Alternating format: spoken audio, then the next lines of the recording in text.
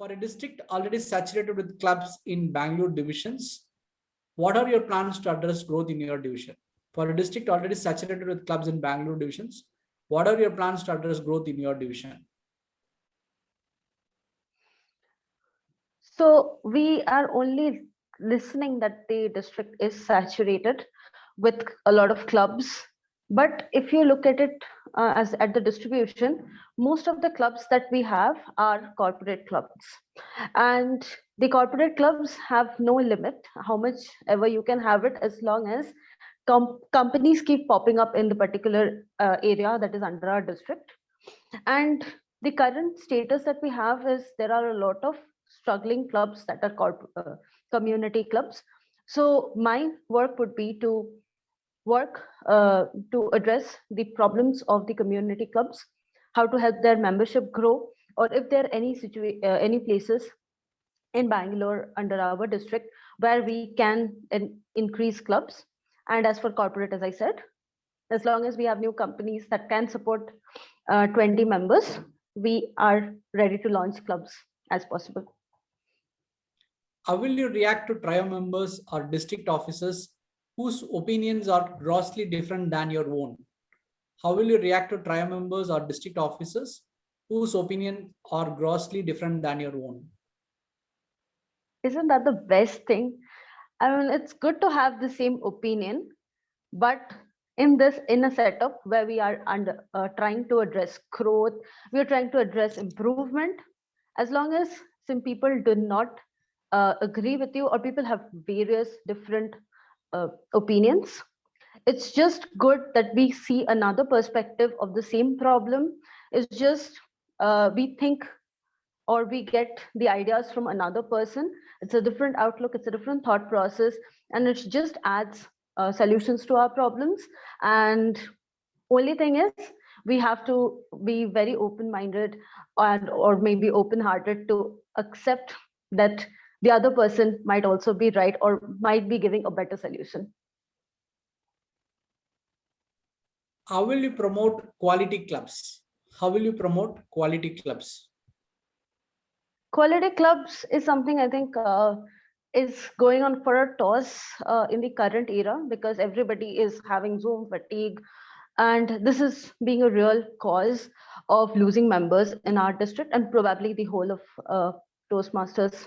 Uh, so I think one thing we can address is trying to make meetings fun, not make it too formal that looks like an office meeting.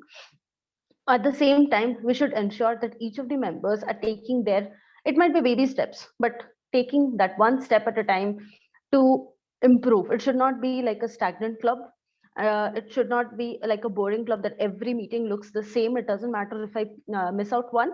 And once we start doing that, I think people will look forward to our meetings and look forward to improving themselves also, because they know they have something new to learn when it comes to their next opportunity. What innovative approaches will you bring to this role? What innovative approaches will you bring to this role? So the first thing I think I always address to my mentee clubs is that every club is different. One approach or one trick might work for a club, will not work for the other club. What I try to do is I personalize their plans. I try to understand their ground situation and give them ideas as to, let's say, if it's a membership problem, the solutions might be different again for a corporate and a community club. So understanding the situations, only I can give them ideas about how innovation they can introduce to make their members look forward to coming back to the club. What will be your strategy to promote Toastmasters to non-members that live in our district? What will be your strategy to promote Toastmasters to non-members that live in our district? So I think there are a lot of possibilities that have already been tried and tested. My most favorite is the word of mouth. I do flaunt my badges everywhere. I try to share my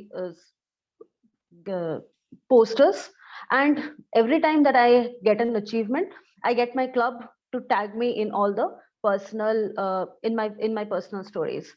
What happens is, there would be always somebody in your story, in your watching your story or reading your texts, and they would wonder, she's doing so much, she has so much to update that is not like the rest of the population, that she's not updating about travels and all. What is this that she's so interested about?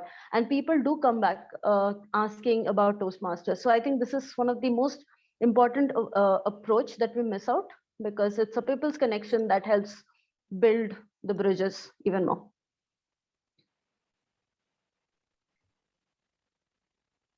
How will you address low member clubs in your division, including your own club? How will you address low member clubs in your division, including your own club? So for the low member clubs, what I try to do is have a lot of interesting open houses. It might be getting people from imported Toastmasters. If it's a corporate club, get the higher management and make them understand as to how Toastmasters is helping. A lot of times we do bring in very eloquent speakers, and what happens at the end is people cannot connect that speaker to Toastmasters, and that is one bridge that I want to. Thank you, Toastmaster Paushali, for giving your answers and responses. Thank you. Thanks for stepping up and showing your interest in serving the district. Have a great journey ahead.